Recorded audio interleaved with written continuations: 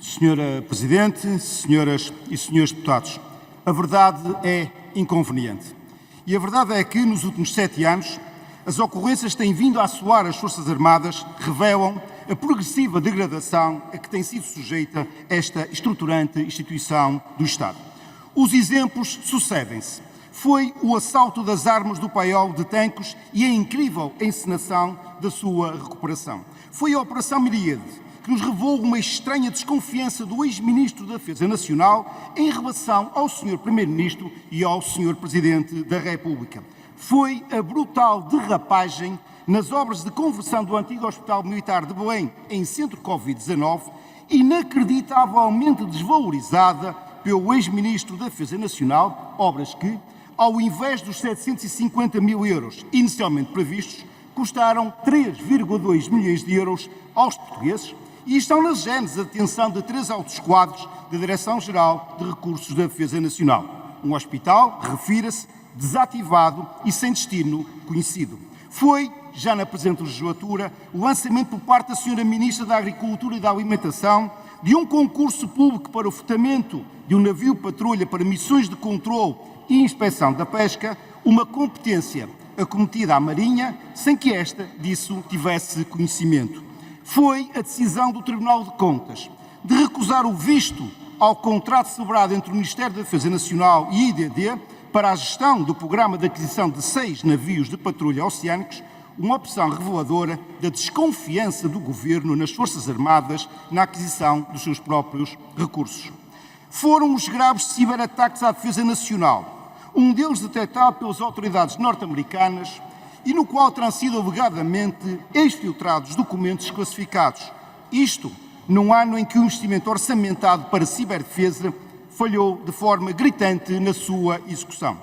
Foi o desentendimento entre a GNR e a Marinha por causa do patrulhamento do mar nos Açores por uma aeronave da Frontex. Foi a participação do navio Setúbal numa missão internacional de combate à pirataria, despido de canhões. Foi a descoordenação entre o Sr. Primeiro-Ministro, a Sra. Ministra da Defesa Nacional e o Sr. Ministro dos Negócios Estrangeiros sobre o envio de carros de combate Leopard 2 A6 para a Ucrânia, na mesma altura em que os portugueses ficavam a saber que a esmagadora maioria das suas unidades estava inoperacional. Foi a grave e preocupante ocorrência em torno do navio Mondego, que todos os dias conhece novos desenvolvimentos.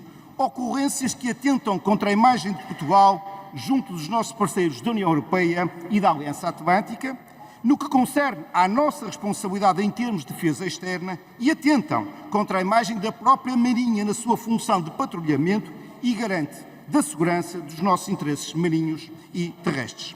As ocorrências no navio Mondego não são meros episódios, são o sintoma da degradação do Estado, uma degradação que atinge a nossa soberania. Ao fim de 7 anos de governação socialista, temos umas Forças Armadas depauperadas nos meios e com um déficit alarmante de efetivos, que colocam graves dificuldades aos ramos no planeamento e previsão das missões e dificultam, em muito, o normal cumprimento das mesmas. Senhora Presidente, senhoras e senhores deputados, a responsabilidade não é, seguramente, dos homens e das mulheres que, com o risco da própria vida, servem as Forças Armadas, servem Portugal, demasiadas vezes em condições desestruturadas, só superadas com grande dedicação e empenho. A responsabilidade é de um governo e de uma maioria incapaz de estancar a preocupante redução dos efetivos das Forças Armadas, com enormes dificuldades de recrutamento, retenção e reintegração, desde logo por se recusar, como se viu na passada sexta-feira, em adotar medidas efetivas de dignificação dos militares, e entre elas a sua valorização remuneratória. A responsabilidade é de um governo e de uma maioria parlamentar que, apesar de todos os avisos, tem desinvestido na operacionalização das Forças Armadas e adiado a sua modernização, como se alcança das sofríveis taxas de execução da Lei de Programação Militar, criticada pelo próprio Tribunal de Contas.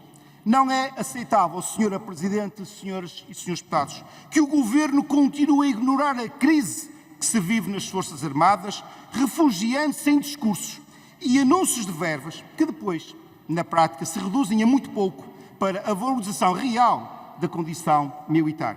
Não é aceitável que o Governo continue a não encarar os sintomas de declínio de uma área de soberania tão definidora da dignidade do Estado. A continuar assim, as privações cá dentro irão certamente agravar-se e receamos mesmo que a manutenção desta política de desinvestimento nos equipamentos e nas pessoas possa cavar um fosso insuperável entre as Forças Armadas que temos para consumo interno e as nossas Forças Nacionais destacadas, que têm sido, reconhecidamente, um importante fator de afirmação de Portugal no mundo e de defesa dos nossos interesses estratégicos perante os nossos aliados. Senhora Presidente, senhoras e senhores deputados, a realidade atual na Ucrânia demonstra-nos que as Forças Armadas são essenciais.